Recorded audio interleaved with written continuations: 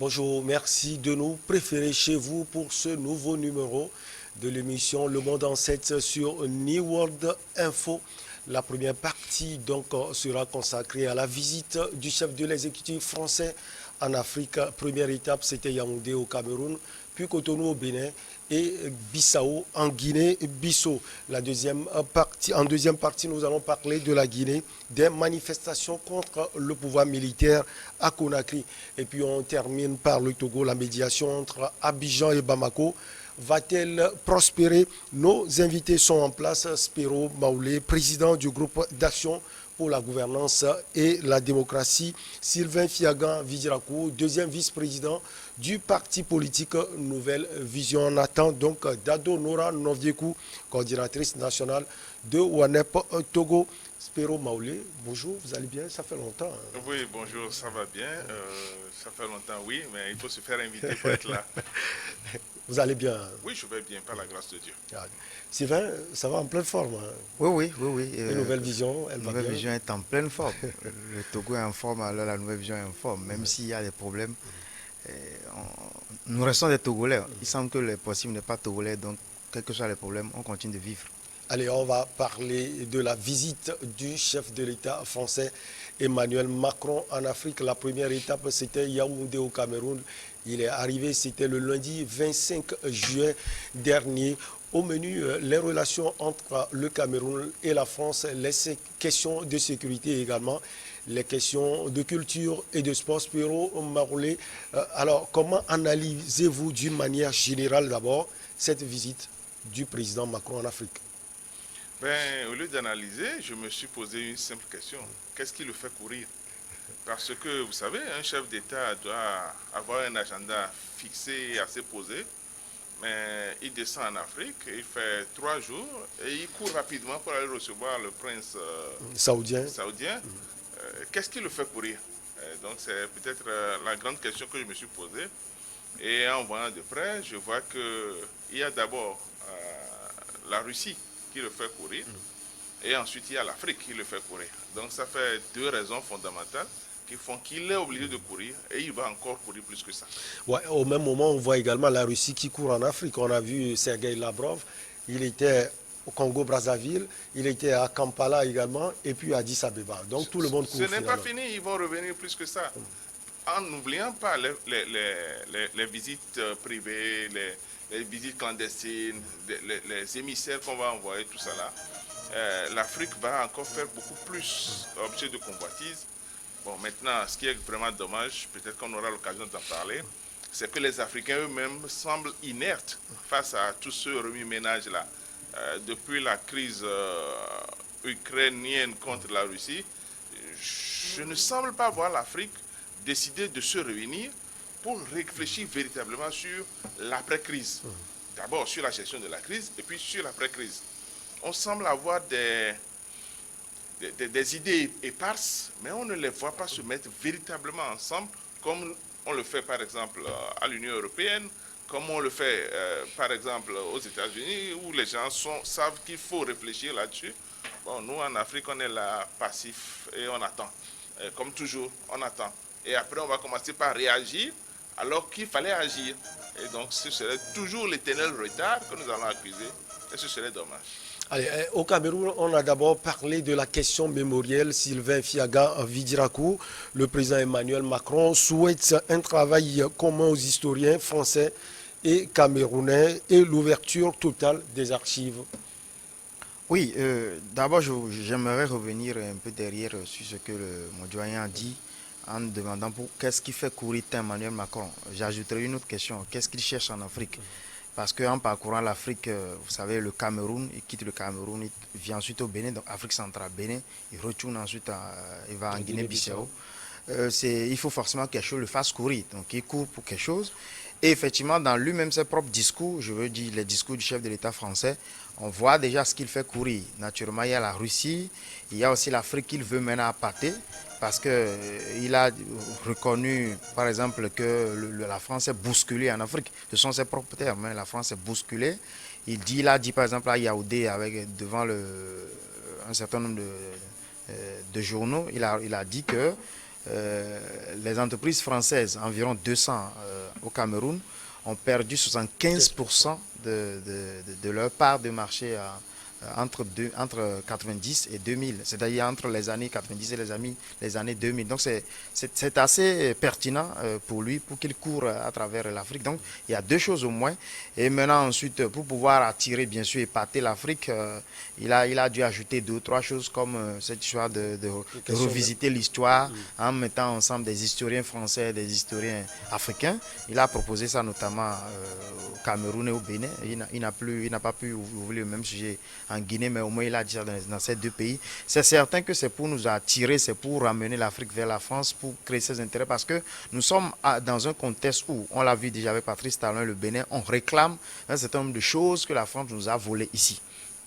Il y a par exemple le Bénin qui réclame aujourd'hui le trône de Guézo, le trône de Guélé, les trucs là, il y a certains qui ont été déjà restitués. 25 environ, je pense, 25. 26, 26, voilà. Ouais. Mais jusque-là, c'est très insuffisant par rapport à tout ce qui se trouve dans les musées français. C'est très insuffisant, nous le savons. Donc, il faut dire, par exemple, le rôle... Il a très bien dit, je le cite presque en disant qu'il faut resituer le rôle de la France dans la période coloniale et après. C'est ce que le président français a dit. Alors, c'est vrai que c'est une bonne chose pour nous. Nous, par exemple, moi, par exemple, je ne suis pas né en 60. Ceux qui sont nés en 60, peut-être certains d'entre eux ont pu vivre l'histoire de la façon dont ça s'est passé. Ceux qui sont nés aussi avant 60, dans les années 1914, ils ont vécu une partie, mais la plupart d'entre eux ne sont plus là. Et nos livres d'histoire aujourd'hui ne rendent pas compte fidèlement de ce qui s'est passé. Ça aussi, c'est une certitude. On le sait. Dans ce pays où nous sommes, à un moment donné, on a dit que certains étaient descendus du ciel, alors que nous savons aujourd'hui que personne n'est vraiment descendu du ciel. Donc ça veut dire qu'il y a quand même eu à un moment donné des errements, pour ne pas dire des égarements dans la façon dont notre histoire a été racontée. Donc, revisiter l'histoire est une bonne nouvelle pour nous en Afrique. Mais je n'aurais pas voulu que ce soit Emmanuel Macron qui vienne. Voilà. Je n'aurais pas voulu que ce soit Emmanuel Macron qui vienne nous dire ça, parce qu'on n'a pas besoin effectivement d'être français pour le dire ou pour le faire. Nous-mêmes, on a besoin de le faire à notre niveau.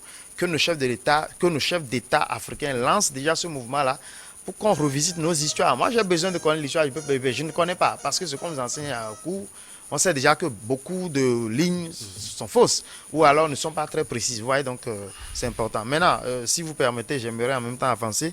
Emmanuel Macron n'a pas abordé que cette histoire de l'histoire. Ouais, il a notamment soulevé, par exemple, il a dit, il y a un mot qui m'a choqué dans son discours quand il parle de l'hypocrisie des États africains. Pour moi, c'est très choquant quand nous savons que la France n'a toujours usé que d'hypocrisie en Afrique. Hypocrisie par rapport à ce qui se passe actuellement Russie, en Europe, la Russie et l'Ukraine. Il dit qu'il aurait voulu que les États africains soient plus clairs dans leur position. Mais depuis quand la France a été claire dans ses prises de position, quand on a des problèmes chez nous ici et que certaines de nos populations souhaiteraient que la France soit claire pour les soutenir, même si moi je n'aime pas trop ça, mais on voit la France qui joue à la diplomatie, qui négocie avec les termes et qui finalement se met dans la même posture d'hypocrisie. Alors quand nous c'est notre guerre, ça ne les concerne pas, mais quand c'est leur guerre à eux, ils veulent que nous ça nous concerne. Donc l'Afrique est dans ce continent-là qui doit soutenir la France, vaille que vaille, peu importe ce que c'est. Nous aussi, nous sommes libres de choisir nos amis, de choisir nos intérêts. Alors, aujourd'hui, l'Afrique a décidé. Le Togo l'a fait.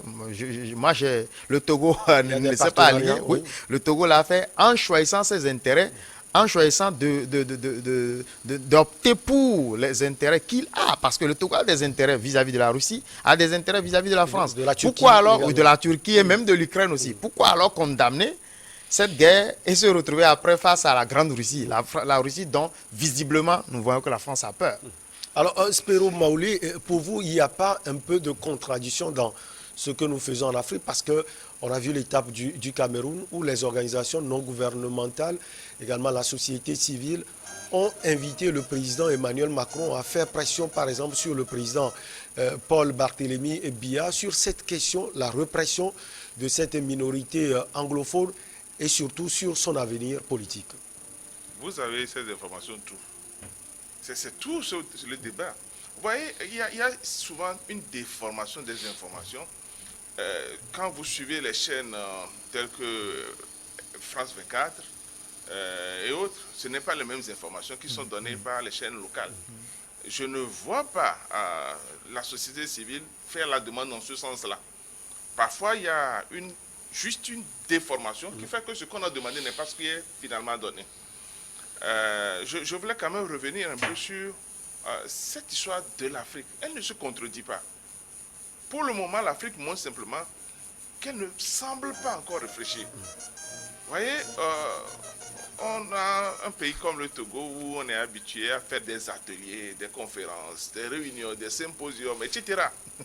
Mais sur une question aussi cruciale, qui est quel est l'état de l'Afrique aujourd'hui dans le schéma mondial, je ne vois pas les chefs d'État courir pour se réunir. Et c'est là peut-être la contradiction. Parce qu'on attend encore de recevoir pratiquement des ordres de nos vrais dirigeants européens. Et donc, du coup, on est là, on attend. Maintenant, qu'est-ce que la société civile doit faire? La société civile, elle veut utiliser tout ce qui est, en principe, opportun pour pouvoir obtenir un certain nombre d'éléments, d'avancées. Vous prenez le problème du Cameroun, où il y a la zone anglophone et la zone francophone qui est en conflit. Le Cameroun est un pays assez vaste, qui a pratiquement la même histoire que le Togo. Mais le seul problème, c'est que si le Cameroun échappe à la France, ça veut dire que pratiquement l'Afrique centrale échappe à la France. Déjà, la Centrafrique est partie, entre guillemets, avec les Russes. Et Kagame, on ne sait jamais où il va, mais il a une position qui n'est pas pro-française. Et puis un peu les autres qui sont déjà des anglophones. Et donc, la France ne peut pas laisser le Cameroun comme ça. Or, il se trouve que Biya a vieilli. C'est vrai qu'on ne dit pas que forcément les plus vieux vont mourir avant les plus jeunes, mais on ne peut plus donner plus de 20 ans à Biya. Celui qui va être réaliste dira peut-être que c'est 5 ans ou 10 ans. Mais après Biya, ça va être comment? Est-ce qu'on peut parler également de l'après-Biya? Oui. Les discussions entre le président Biya et justement le président Macron. Vous savez, quand Macron va arriver, il y a toujours l'agenda officiel. Mais l'agenda officiel, c'est juste le protocole. Macron ne va pas quitter la France et venir au Bénin pour parler de la culture béninoise. Ça n'a aucun sens. Sauf s'il est là pour 3 jours, 4 jours, on va mettre quelque part la culture. Mais il est venu exprès. Si on avait laissé simplement culture, on a parlé de sécurité, moi j'aurais beaucoup plus cru à cette histoire-là. Mais masqué avec l'histoire de culture, parce qu'on a fait une visite pour aller voir un musée, c'est rien. L'après-Biya va être comment pour les Français? Premier point d'interrogation. Et il faut gérer ça. On a vu dans les images un fils à Biya. Est-ce que ce n'est pas le Tchad qui doit être répliqué là-bas? Je ne sais pas trop. Le Tchad, le Togo, le Gabon, est-ce que ce n'est pas une réplique qui va être faite là-bas? Je ne sais pas trop. Mais dans le même sens, quand vous prenez le Bénin, qui est très proche du Togo, mais vous voyez qu'avec les événements qui arrivent, le Togo ne semble plus être complètement sous la France. On a même l'impression qu'il y a un début de divorce entre le Togo et la France. Vous voyez d'abord la position affichée par le Togo dans la crise malienne, qui ne semble pas être la position de la CEDEAO que nous avons tous décriée à l'époque comme étant sous le dictat de la France et qui obéissait au doigt et à la lettre de la France. Et donc le Togo ne semble pas être solidarisé avec ça. Et donc du coup, la France n'a peut-être plus véritablement confiance au Togo, avec le Togo. Et donc il faut consolider le voisin qui est à côté, qui est le Bénin, parce que là, le Burkina, il y a un coup d'État. Le chef qui est là-bas, il semble vaciller. On ne sait pas vraiment où il veut aller. La seule certitude, c'est peut-être de se dire qu'il prépare le lieu où on va enterrer Blaise Compaoré. Peut-être ça. Mais il y a le Mali là-bas qui semble être... qui ne semble plus. Le Mali qui est maintenant avec la Russie. Et la Guinée qui vacille toujours. C'est vrai que on semble voir la France derrière. Mais rien n'est certain. Donc vous voyez, la France est en train de perdre du terrain. Et donc la France a intérêt à réunir la CEDEAO. Mais qui dirige la CEDEAO pour cette année? C'est le Guinéen. Sissoko Embalo. Donc, quelqu'un qui est assez proche de son peuple, assez rigoureux avec les dictateurs qui sont là.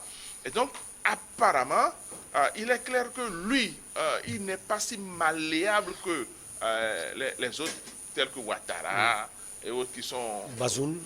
Qui sont placés pratiquement par les Français. Bazoum, lui, on n'en parle pas. C'est un pur produit français. Et donc, du coup, je crois que les pays visités par Macron ont été ciblés, non pas pour régler le problème de sécurité, mais pour régler le problème de la perte de terrain, de l'emprise des Français sur les peuples africains. Alors, avant de venir sur l'étape de Cotonou au Bénin, on est toujours au Cameroun. Au Cameroun également, Fiagan Vidirakou, on a vu ce que le président Paul Biya a dit sur la suite de sa politique, si on peut le dire. C'était un cours d'arithmétique totalement. Il dit, mon mandat, pour le moment, je n'ai pas encore achevé mon mandat. Attendez la fin, on verra si je vais continuer ou je vais me rendre dans mon village. Il a demandé de faire une soustraction de 7 mois. Il a dit 7 mois, 3 ou 4. 4. Ou 4. Donc lui, il ne sait pas. Il ne sait pas. Il a déjà fait parce qu'il n'était pas là quand on a fait l'élection. Voilà, il dit 7 mois, 3 ou 4 et que la journaliste elle passe les calculs. Non, mais cet homme, il se fout du peuple camerounais, voire même de tout le peuple africain. D'abord, il a 89 ans. Et si on ajoute les 3 ou 4 ans dont lui-même il parle si fièrement, il reste. Donc s'il a déjà fait 3 ans avec le reste 4, il dit d'ici 2025, donc 3 ans normalement. Si on lui ajoute les 3 ans, ça fait 92 ans.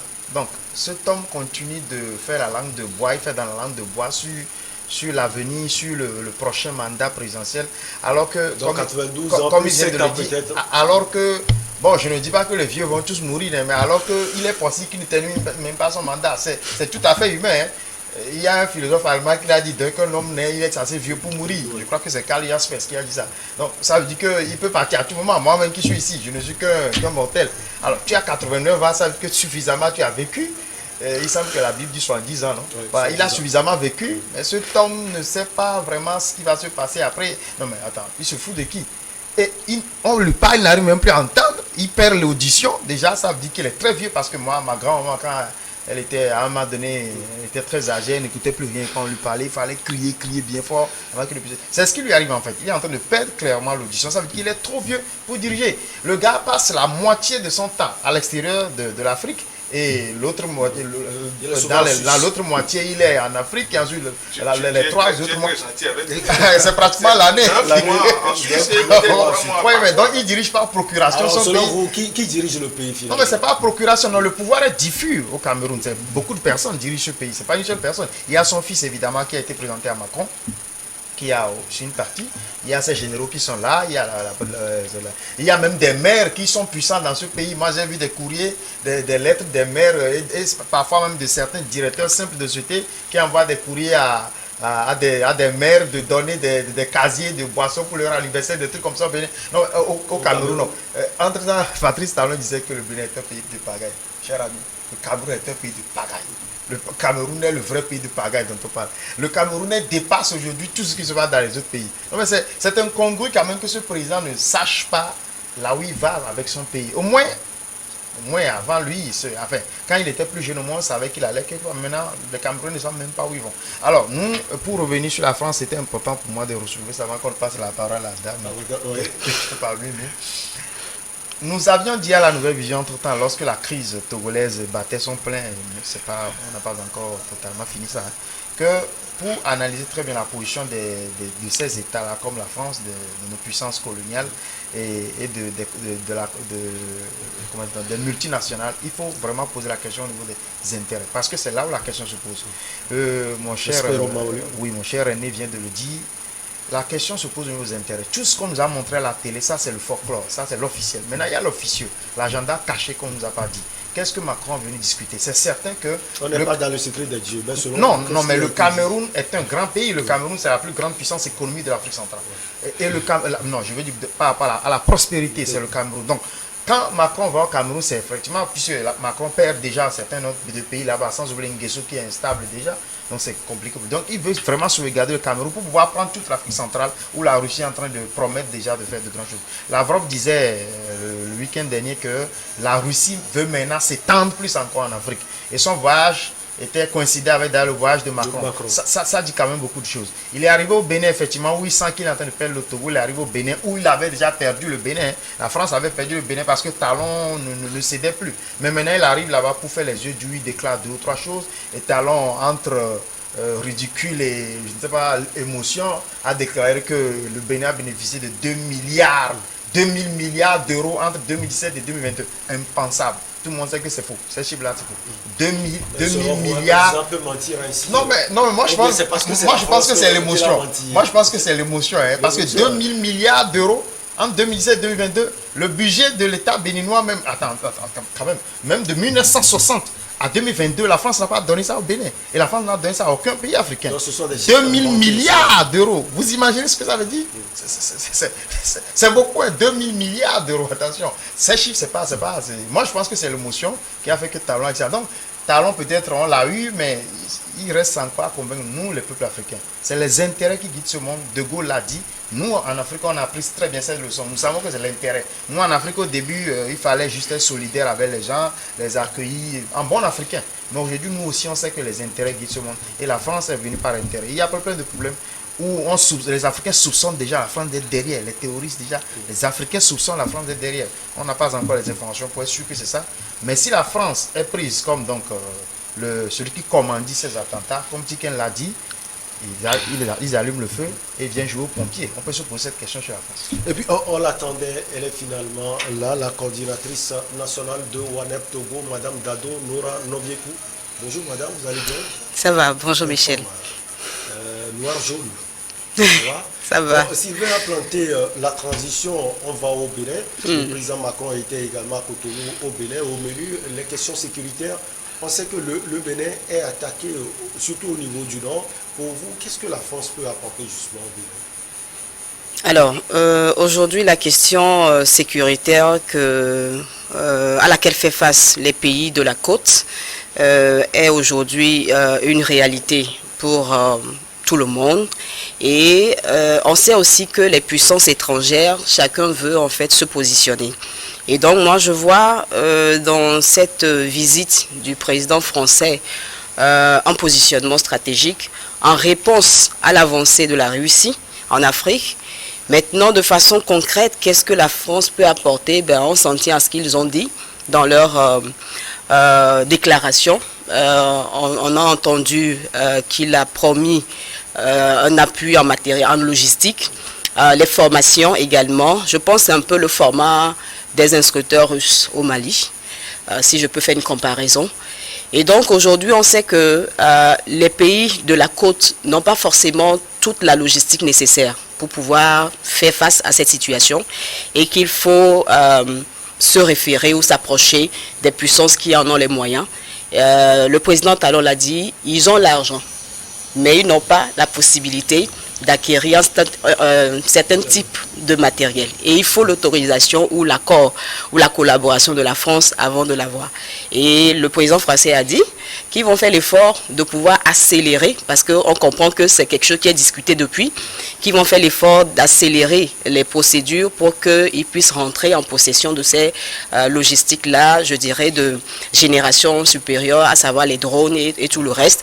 Et donc aujourd'hui, il y a forcément un appui que le Bénin va attendre de la France, et il est aussi certain que la France a ses moyens pour pouvoir soutenir, mais peut-être là où justement nous tous nous amenons les réflexions, c'est quelle est la contrepartie, c'est-à-dire au-delà de ce qui est officiel, justement quelle est cette contrepartie officieuse qu'on ne connaît pas.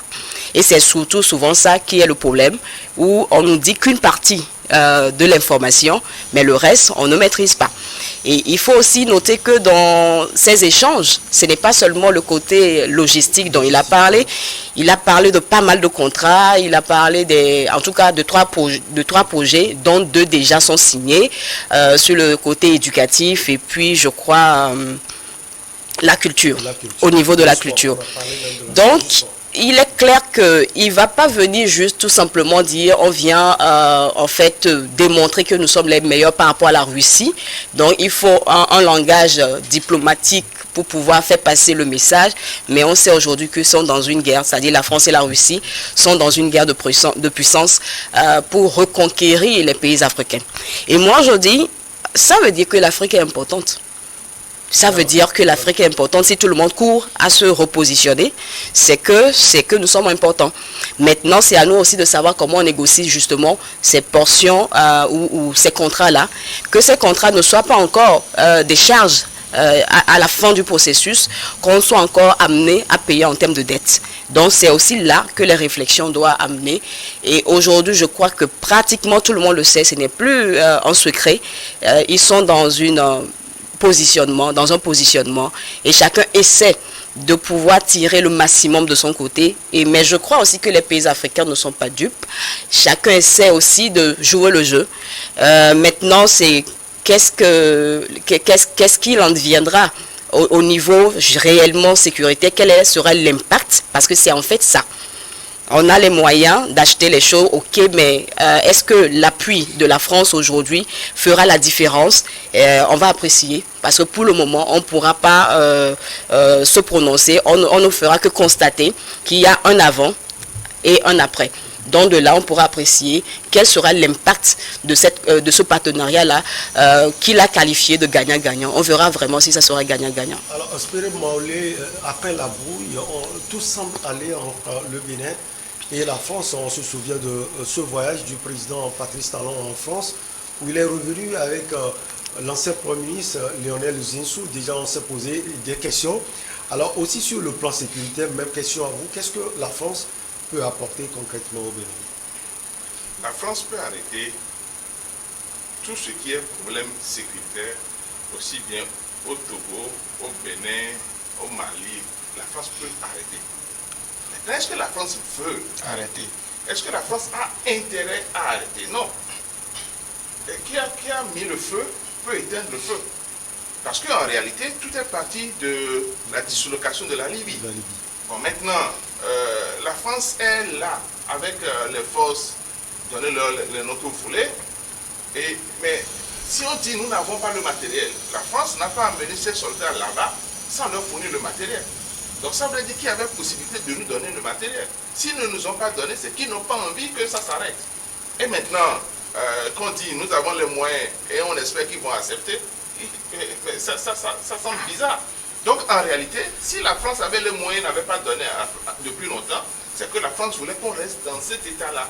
Et les gens qui disaient, qui spéculaient en disant que ça permettait à la France de prendre de l'or à Kidal et autres, mais on ne peut que leur donner raison parce que malheureusement, vous ne pouvez pas avoir les moyens et refuser de mettre les moyens à disposition de ceux qui en ont besoin parce que vous êtes dans un partenariat protecteur. Bon, maintenant, quand Talon dit qu'il veut que la France leur permette d'acquérir certains matériels, mais nous sommes dans un monde à économie de marché, a priori. Et si la France ne veut pas nous vendre, allons acheter ailleurs. Est-ce qu'il faut attendre la France pour acheter si on a les moyens? Moi, je n'ai pas compris cette partie de son intervention. Si on a les moyens, on n'est pas obligé d'acheter à la France. Est-ce que les coopérations militaires avec la France sont telles que les pays africains francophones ne peuvent pas acheter à un autre pays que la France? Ça veut dire que les traités qui ont été signés ont été des traités mal signés. Bon, maintenant, il y a autre chose qui m'intéresse également. C'est malheureusement ce sentiment que les pays africains ont de voir dans la Russie un sauveur. La Russie n'est pas forcément un sauveur. Lorsque la Russie va s'installer, oui, la Russie aussi va imposer son dictat. Et je ne suis pas sûr que les gens qui sont au niveau de la Crimée, qui sont au niveau de Sébastopol, voilà, sont aussi fiers d'appartenir à la Russie. Sinon, le combat serait cessé depuis. Donc ce n'est pas pour nous les Africains une bonne solution non plus que la Russie arrive. La meilleure solution, c'est que les pays africains, on est quand même 53 pays. Mais si on faisait un vrai bloc, on pourrait faire face à ces gens-là. Et dans ces conditions-là, les contrats vont être discutés vraiment entre partenaires de même rang, de même classe, et ce serait vraiment une bonne chose. La Chine a fait quoi? La Chine s'est fermée au monde, la Chine s'est construite, la Chine s'est ouverte et la Chine va bien aujourd'hui. Pourquoi l'Afrique ne fait pas ce bloc-là? Entre-temps, c'est la Chine qui construit même nos parlements, qui construit nos hôpitaux, qui conçut tout en prenant soin d'installer des micros et pour pouvoir entendre tout ce que nos chefs d'État se disent directement chez eux. Entre-temps, c'est la Turquie qui promet des accords et qui fait des choses. À quand la fin de cette domination-là? Je pense que la question est là-bas. Fondamentalement, tous ceux qui se disent être des politiciens aujourd'hui, qui aspirent à devenir, par exemple, dirigeants de nos pays, doivent réfléchir autrement. Doivent réfléchir à tirer puissance de nos propres ressources humaines au lieu de chercher toujours à se référer aux pays colonisateurs. Et ce qui fait mal, c'est que quand, par exemple, vous avez un pays où l'opposition est maltraitée, les gens vont dire allons à la France pour porter. Mais la France, est-ce que c'est notre pays? Au Bénin, par exemple, est-ce qu'on a parlé de ces questions qui fâchent, c'est-à-dire la question de l'opposition? Sûrement qu'on en a parlé. Sûrement qu'on en a parlé. Et après le départ de Macron, j'aurais appris qu'on a libéré une partie, mais les vrais sont toujours restés là. Est-ce que c'est parce que Macron est passé que les gens ont été libérés? Ce serait dommage. Ce serait dommage que nous allons attendre que Macron arrive avant de libérer des gens qui ne méritent pas d'être en prison. Vous savez, malheureusement, ils ont le chic de dénaturer les choses en disant que ce n'est pas un délit politique, c'est un délit de droit commun. Tout le monde sait que ce n'est pas un délit de droit commun, que c'est des délits politiques. Est-ce que c'est la France qui doit venir nous dire de libérer nos prisonniers politiques? Je ne pense pas que ce soit bien. Il faut souligner cette partie infilagant Vidirakou. Le président Macron, est-ce qu'il a discuté de ces sujets qui fâchent avec le président Patrice Talon? Puisque après son départ, comme Spiro Mollet l'a dit, on a vu la libération de 30 prisonniers. Emmanuel Macron a discuté des prisonniers politiques avec son homologue béninois. Seulement Patrice Talon a dit qu'il n'y a pas de prisonniers politiques au Bénin. Mais malheureusement, après le départ de Macron, il libère 30 prisonniers supposément politiques. Donc ça dit tout. Ça veut dire qu'on lui a donné des instructions, il faut libérer quelques-uns d'entre eux. Et Macron est parti avec un de ses compatriotes qui était écroué au Bénin dans une sordide affaire là. Il est parti avec lui. Donc ça veut quand même dire que Macron est venu pour beaucoup de choses, pas que pour nos beaux yeux. Pas que pour la culture, comme on l'a laissé croire, pas que pour l'éducation, comme les accords qui ont été signés. Il est venu également pour ça. Mais nous savons tous que derrière, pour mieux parler des prisonniers politiques, pour mieux parler de son cas, de son compatriote, il fallait parler des prisonniers politiques béninois. Mais là n'est pas le problème. Il a dit tout de suite, moi je voudrais qu'on revienne sur l'affaire du terrorisme. C'est important pour nous en Afrique. Nous sommes effectivement 53 pays. Vous voyez, je vous donne un petit exemple. Moi je ne pense pas, personnellement, que la France veuille vraiment aider les pays africains à sortir du terrorisme. Du moins, pas comme nous on le voudrait. Est-ce que c'est dans leur intérêt? Non, même pas. C'est la question qu'il faut poser. Est-ce que c'est dans leur intérêt? On ne croit pas ça. Regardez, quand on a parlé de la guerre en Ukraine, quand il fallait mobiliser des fonds pour la guerre en Ukraine, vous voyez combien ils ont mobilisé? C'est plusieurs milliards, 22 milliards si je ne me trompe pas, d'euros, hein, en quelques mois, en l'espace de 2 mois. Mais pour le Sahel, il ne cherche que 15 milliards, 15 petits milliards. Je ne suis pas milliardaire, mais je me permets de le dire. 15 petits milliards ont cherché pour le Sahel. Jusqu'à l'heure à laquelle nous sommes. En Afrique. Oui, mais jusqu'à l'heure à laquelle nous sommes. Et pourtant, le projet a été lancé, parrainé par la France et l'Allemagne. Vous voulez parler du... Mais on est là, oui, mais on est là jusqu'à l'heure à laquelle nous sommes. Les fonds, on n'a pas encore pu les mobiliser. Alors, ça veut dire qu'on doit attendre forcément de... Non, je ne dis pas ça, mais je dis que c'est quand même une preuve que ces pays n'ont aucun intérêt à nous aider à mettre fin au terrorisme. Et ensuite, mais ils ont des moyens, comme il l'a dit, le président l'a dit, ils ont des moyens. Et c'est là où moi je dis une fois encore que Patrice Talon était dans une émotion quand il parlait, presque toujours, presque à chaque fois quand Macron était avec lui, parce qu'il dit, nous avons les moyens. Mais si vous avez les moyens, mais achetez bon sang, achetez où vous voulez. Mais si j'ai les moyens, je vais m'acheter du manioc, je vais acheter chez qui je veux. Peu importe les histoires d'accord. Parce que moi, si j'ai des problèmes chez moi, je ne vais pas attendre votre accord en disant que votre accord dit que je ne peux pas acheter chez la Russie et donc je vais avoir faim chez moi. Non, ce n'est même pas concevable. Ils ont des satellites. La France surveille tout en Afrique, nous le savons. Ils ont des satellites. Pratiquement toutes les puissances occidentales ont des satellites pour nous surveiller. Ils ont une salade. On a vu des photos de Kadhafi dans ce pays où Kadhafi même ne s'imaginait pas qu'on pouvait le prendre en photo. Donc les satellites sont partout. Mais alors avec les satellites, les terroristes ne vivent pas en l'air. Ils vivent quand même sur des territoires.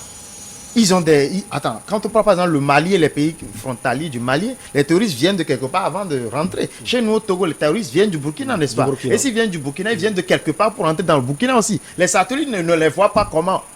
Mais et nous, les 53 pays en Afrique, comment est-ce qu'on ne peut pas s'unir, signer des accords entre nous? Nous avons quand même quelques belles armes. On a les ressources. Les terroristes ne vivent pas en l'air, ils vivent parmi nous. On a les ressources pour le faire. On n'a même pas besoin de ces pays-là. Mais comme il a dit, effectivement, nous, à la Nouvelle Vision, on réfléchit chaque fois à ça. C'est important pour nous et nous proposons chaque fois des choses. Nous allons encore faire des propositions au gouvernement dans les jours à venir. C'est déjà prêt. Normalement, si tu vas bien, dans la semaine à suivre, par rapport à cette histoire du terrorisme encore chez nous. Il est important que nos chefs d'État prennent ça comme un problème urgent au lieu de s'occuper des histoires de Mali, la crise au Mali. Parce que la vraie crise en Afrique, c'est que nous n'arrivons à rien faire ensemble. Ça, c'est la vraie crise. Alors, vous avez parlé de terrorisme, Fiagan Vidjirakou. Le président Emmanuel Macron a indiqué jeudi vouloir continuer de bâtir son action dans la région avec l'Organisation des États ouest-africains pour lutter contre le terrorisme au service d'États souverains légitimes. Lors de la dernière étape de sa tournée, c'était à Guinée-Bissau. On aborde donc la dernière étape. La solution, on semble la trouver, Madame Noviekou, puisqu'il a posé la question. Le président Macron veut aider la CEDEAO à résoudre ce problème de terrorisme. Alors, on l'a dit, hein, je pense qu'aujourd'hui, la question, elle doit être repensée par les Africains eux-mêmes, en se disant que il est vrai qu'on a une situation assez complexe, parce que là où nous sommes aujourd'hui, je crois que la réalité a montré justement que nos dispositifs sécuritaires ont des déficits, connaissent des déficits et qu'il faut y travailler. Mais au même moment, la question est que, à l'instant T, est-ce que nos États peuvent mobiliser, je dirais, des stratégies endogènes pour pouvoir faire face à la situation? Et ça, c'est une grande question. Et c'est là, je me dis, en attendant justement d'arriver à cette synergie d'action entre les États, qui a été quand même, disons, répétée à plusieurs reprises lors des rencontres, que ce soit au niveau des différents blocs de l'Afrique ou au niveau de l'Union africaine, mais sans avoir je dirais une suite effective. La question aujourd'hui, c'est aussi se dire, mais comment on coopère avec les autres pour pouvoir quand même réduire l'avancée de ces groupes-là, tout en repensant les stratégies endogènes. Parce que c'est clair, l'étranger ne viendra pas régler les problèmes à notre place. Ils vont, je dirais, offrir des services contre des choses, parce que c'est aussi dans ça qu'on est actuellement. Ils offrent des services parce qu'ils ont de la logistique, ils ont du matériel, ils ont de la ressource humaine, qui est plus avancée que ce que nous avons. Mais au même moment, dans ce partenariat-là, comment on repense notre dispositif? La question ou la crise malienne, depuis 2013 à ce jour, est-ce que réellement la CEDEAO ou les pays de la CEDEAO ont tiré le leçon pour justement se dire, mais en fait, est-ce que ce n'est pas l'occasion de remobiliser la force en attente de la CEDEAO? Où en est-on avec ce projet-là? Si je prends au niveau de l'Union africaine, l'agenda 2063, l'Afrique que nous voulons, bientôt 2063, mais qu'est-ce qu'on en a fait? Donc, on a des idées, mais je pense qu'on manque vraiment de volonté pour concrétiser ces idées-là. Et on oublie qu'en fait, on a un continent à construire. C'est dommage, malheureusement, de voir que tous ne sont pas dans cette dynamique de travailler ensemble. Et ça, c'est la réalité. Parce que chacun essaie de se positionner. Si je prends les propos du président Talon, il dit c'est ici, au Bénin, qu'il faut investir. Et on veut faire du Bénin, de Cotonou, le carrefour africain de la culture. C'est beau, mais au même moment, je sens en fait un positionnement face aux autres pays de la sous-région, alors qu'en fait, il va falloir travailler ensemble pour bâtir le continent là que nous voulons. Et donc, les autres continents ne viendront pas faire le travail à notre place. Ça, il faut qu'on soit clair là-dessus et c'est à nous de pouvoir y travailler. Mais malheureusement, voilà, si on prend la corruption par ici, l'injustice par là, on ne peut qu'avoir ce qu'on a aujourd'hui, malheureusement. Alors, chez son homologue Bissau-Guinéen, Umaro Sissoko Embalo, Spiro Maolé, vous avez écouté le président Macron, bon, en tout cas dans ma lecture, il est prêt à aider l'Afrique de l'Ouest par le pont de la CEDEAO. On n'a pas besoin de son aide. Tout à l'heure, j'étais un peu resté sur ma soif avec le développement d'Ado Nora tout à l'heure. Parce qu'elle dit, ça va prendre du temps. Ça ne va pas prendre du temps. Rappelez-vous quand il y a eu le problème de la Gambie. On avait tous appris que le Nigeria était prêt à envoyer tout un contingent pour aller régler ça. Honnêtement, prenez le Togo, je prends juste le Togo, qui a 3 frontières avec d'autres personnes et une frontière avec la mer. Mais le Togo va gaspiller son énergie à protéger 3 frontières. Mais si, dans le cadre de la CEDEAO, on s'entendait pour que les frontières externes de la CEDEAO soient bloquées, mais ces terroristes-là, ils ne sont quand même pas plus nombreux que les populations. Si on mettait les populations à contribution, on va les bouter rapidement. Mais sauf que si vous demandez à la population d'y aller, cette population qui souffre de malnutrition, de mauvaise éducation, de malgouvernance, les gens ne se sentent pas concernés. Prenez par exemple un pays où le chef de l'État est autoritaire, dictateur. Quand il y a crise sécuritaire, les gens du pays ont l'impression qu'il est en train de prendre du coup et tout le monde est heureux. Mais c'est dommage. C'est parce qu'il est autoritaire. Mais s'il mettait à contribution tout le pays, la réaction serait différente. Vous voyez, aujourd'hui, on a le Mali qui fait frontière avec le Burkina. Les deux ont les mêmes problèmes avec les terroristes. Mais ce qui est bizarre, c'est que les terroristes sont au nord de chaque pays. Ils sont venus d'où? Mais ils font comment? Normalement, ils devaient traverser le Mali pour Ah, arriver au oui, Burkina. si on dit que les terroristes du sud de Mali Donc on les dépose, quoi, sont vous les dites. au nord du Burkina, je peux comprendre. Oui. Maintenant, on a des terroristes au nord du Mali, au nord du Niger, au nord du Burkina, Ouais. Au nord du Mais Bénin. il y a un Et problème. au nord du Togo aussi. Au Il y a nord un du problème. Togo. Donc, ça veut dire Donc que- vous voulez dire qu'ils sont déposés. On dirait qu'ils pas- s'attaquent au nord dans tous les pays. C'est clair. Ça veut dire tout simplement que c'est des gens qui ont été fabriqués. Et normalement, quand vous prenez des groupes djihadistes, ils ont toujours en réalité un idéal. Et ça peut être l'idéal religieux, ça peut être l'idéal territorial, etc. Mais ceux-là, ils ne disent rien de concret. Ils ne font que tuer, puis ils vont se ranger. Ça veut dire que c'est des gens qui sont télécommandés. Alors, si la France veut arrêter, la France va arrêter. Est-ce qu'on a besoin de la France pour arrêter? Non. Mais la France peut arrêter. Aujourd'hui que la Russie est en train de prendre de l'espace, vous voyez que le langage a changé. Mais est-ce qu'on a besoin de ça pour que le langage change? Non, je ne crois pas. Bon, maintenant, est-ce que la CEDEAO a les moyens de faire ça? Oui, la CEDEAO, les outils juridiques sont là. On nous a tous parlé, je crois que Madame Avieko tu peut- vas avoir ces documents infos, ouais. où on nous parle de la CEDEAO des peuples. Où est-ce qu'on voit ça? Même franchir la frontière de Lomé à Dénou est plus compliqué qu'aller en Europe. Et pourtant, les terroristes passent très facilement. Donc ça veut dire qu'il y a un problème. Donc il faut repenser, comme elle le dit, il faut repenser tout ce que nous sommes en train de faire. Il faut trouver les bonnes stratégies. Je prends WANEP. WANEP est au Togo, WANEP est au Bénin, WANEP est au... En Côte d'Ivoire. Bref, Qu'est-ce dans qui la sous-région. empêche également de mettre à contribution ces organisations-là? Bon, nous avons fait beaucoup d'études. Hein. Nous avons fait des études. Moi, j'ai été dans le cadre d'une mission au Burkina. J'ai travaillé avec le Burkina, le Mali, des gens qui sont venus de là, où on a essayé de mettre en place les outils, les instruments pour qu'il y ait la paix dans ces pays-là.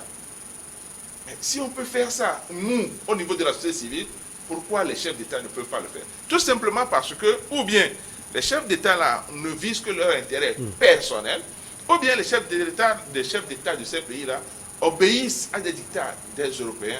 Et là, dans ce cas, on n'a pas besoin de les avoir comme chefs d'État. On a vu l'axe Bissau et puis Paris depuis quelque temps, hein, parce que c'est le président Umaru Sissoko Embalo qui était allé à Paris, je me souviens, c'est l'année écoulée.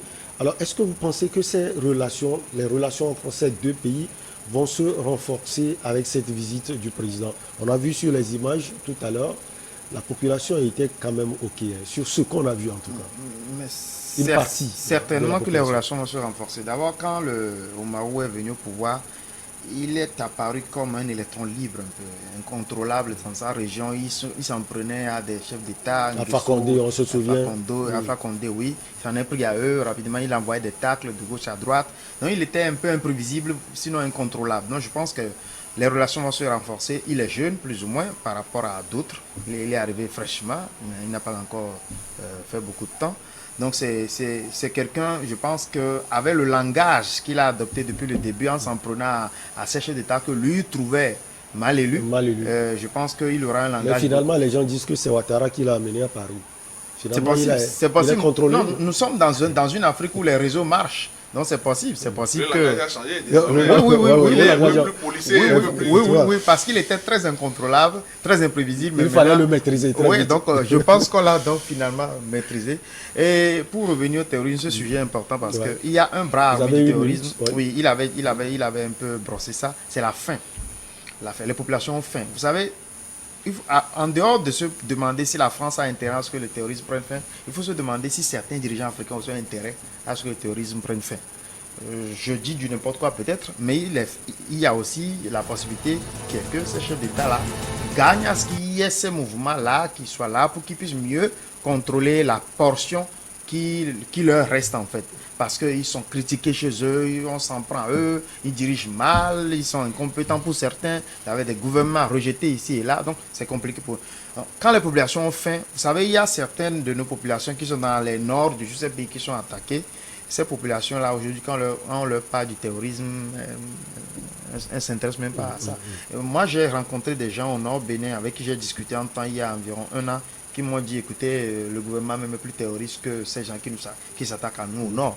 Mais quand on se met dans cette posture, c'est qu'on a un problème. Et donc nos dirigeants, ils ne doivent pas seulement réfléchir la relation qu'ils ont avec les autres pays, avec la France, mais ils doivent réfléchir aussi leur gouvernance. Allez, on va marquer la pause pour le journal et on vous retrouve, chers invités, Spero Maoulé, Fiagan Vidirakou et Madame Dado Nora Novieko.